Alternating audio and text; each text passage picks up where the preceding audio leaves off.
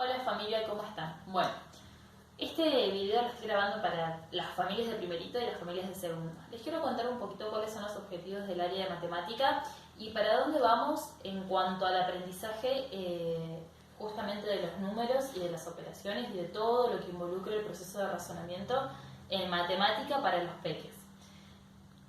Vamos a arrancar primeramente cómo ellos van adquiriendo estos números en su cotidiano, desde que son chiquititos hasta que se encuentran en la escuela primaria, justamente con esta abstracción de lo que es el número y su escritura y su identificación. Nosotros sabemos que, por ejemplo, en lengua, cuando decimos que los chicos se saben el abecedario de memoria, sabemos que reconocen, ¿sí? O saben el nombre de esas letras. Pero muchos de ellos no conocen su sonido, muchos de ellos quizás no pueden utilizar el reconocimiento de esas letras en la conformación de una palabra o más bien esa palabra en un texto. Entonces cuando trabajamos en la lectoescritura y en esa alfabetización, buscamos que ellos tengan la conciencia fonológica, es decir, que conozcan el sonido que identifica cada grafema, cada letra, para después poder relacionarlo y escribir alguna palabra o posteriormente poder conformar una oración o textos más complejos. En matemática pasa un poco parecido, pero en realidad lo que nosotros estamos buscando es que ellos empiezan a establecer otras abstracciones. En el caso de los números, muchos de los chicos dicen, sí señor, yo me sé el número hasta el 15, yo me sé hasta el 100, yo me sé hasta el 5. Bueno, es verdad, ellos se ponen a recitar los números y sí se lo saben. Ahora, cuando se encuentran frente al grafismo, es decir, frente al número, no saben qué número es, pero ellos en la memoria lo repiten, porque justamente ellos saben el número de memoria, como pasa con el abecedario, pero no reconocen el número, el grafismo, es decir, el número que lo identifica. Por eso, cuando empezamos a establecer, bueno, a ver, ¿qué objetivos tenemos a la hora de aprender en matemática? Empezamos a ver un montón de abanico de cosas. Y vamos a ver acá, yo les hice una red conceptual para que ustedes puedan ver un poquito a dónde vamos a ir. Cuando hablamos de estos números, sí, pensamos en el número en sí, por ejemplo el grafismo, el número que identifica el 5, por decir un número, pero tenemos que empezar a ver qué campo numérico estamos manejando. Es decir, cuando hablamos en primer grado, el objetivo acá, diciembre, es que los chicos puedan manejar el campo numérico hasta el 100. Cuando ya vamos, por ejemplo, a segundo grado, la idea es que del 100 puedan trabajar con un campo numérico hasta el 1000. ¿Sí? Fíjense que se amplía el campo numérico. ¿Pero qué pasa con ese campo numérico? Muchas veces decimos, sí, pero mi hijo ya sabe hasta el 50 y yo quiero un poquito más porque sé que puede hacer hasta el 60 o puede hacer hasta el 100 o puede hacer más. Sí, es verdad. Quizás sabe el número, pero ahora, ¿puede establecer estos diferentes conceptos? Es decir, en base a ese campo numérico vamos a buscar distintos objetivos. Por un lado, que establezca la relación de ese número con la cantidad que lo identifica. Es decir, que sepa, por ejemplo, que no es lo mismo tener 5 caramelos que tener 20 caramelos, porque en cantidad significan diferente, es decir, valen mucho más 20 que 5. Esa relación de cantidad es súper importante, porque después, cuando empezamos a trabajar operaciones, ellos necesitan saber ¿cuánto vale ese número? ¿Cuánto representa en cantidad ese número? Ese es uno de los conceptos que tratamos de abordar y trabajar respecto a los campos numéricos.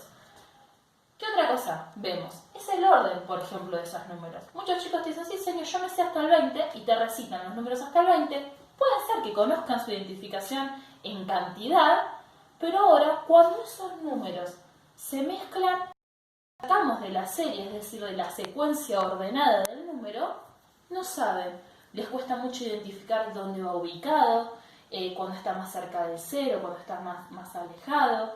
Justamente ese orden de los números también involucra otro proceso de razonamiento.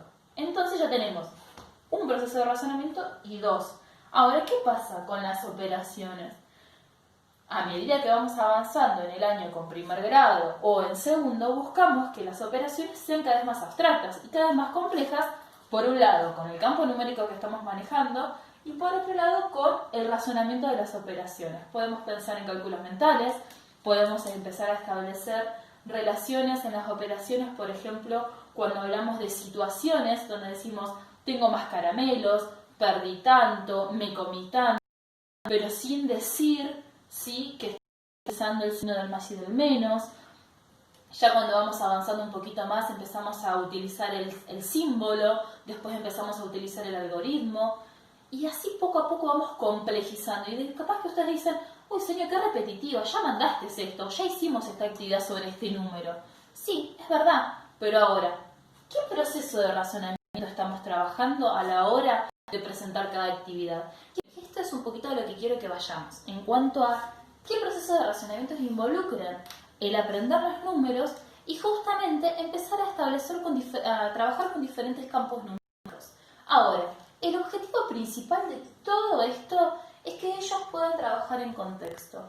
¿Qué significa eso? Es que los números y aprender todo el abanico y todos los procesos de razonamiento y las relaciones que podemos encontrar en la adquisición de justamente los números, ¿sí?, es ubicarlos en contexto, es decir, que ellos puedan encontrarse en una situación cotidiana, fuera de la escuela, en la casa, en el negocio o en cualquier lado, y puedan utilizar todo lo que saben sobre los números.